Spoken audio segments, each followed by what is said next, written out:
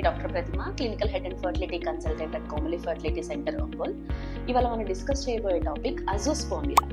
Azoospermia అంటే వీర్యంలో వీర్య కణాలు లేకపోవడాన్ని అజూస్పర్మియా అంటాం.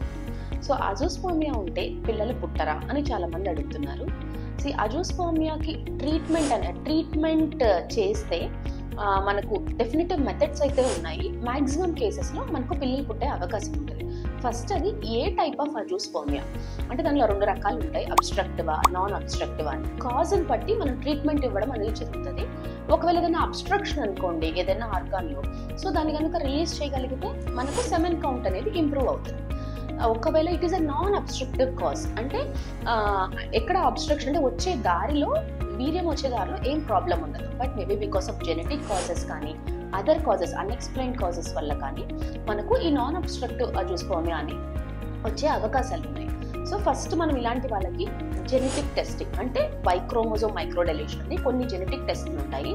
అవి చేసుకున్న తర్వాత వీళ్ళకి different methods like TESA, testicular sperm aspiration అని, టెస్టిక్యులర్ స్పెర్మ్ ఎక్స్ట్రాక్షన్ అని, మైక్రో టీసెక్ అని ఈ మెథడ్స్ ద్వారా ఫోకల్ అంటే ఇక్కడైతే స్పెర్మ్స్ టెస్టిస్లో ఏరియాస్ ఆఫ్ స్పెర్మటోజెన్సిస్ కొన్ని దగ్గరలో ఉండటం అనేది జరుగుతుంది. సో ఈ మెథడ్స్ ద్వారా అలాంటి స్పెర్మ్స్ని మనం ఐసోలేట్ చేసి వైఫ్కి ఐవీఎఫ్ చేసినప్పుడు ఆ ఎగ్స్ కలెక్ట్ చేసిన తర్వాత ఈ స్పెర్మ్స్తో ఫ్యూజ్ చేసి పెట్టినట్లయితే మనకి ఎంబ్రియోస్ ఫామ్ అయ్యి ప్రెగ్నెన్సీ వచ్చే ఛాన్సెస్ అనేవి ఉంటాయి. Thank you.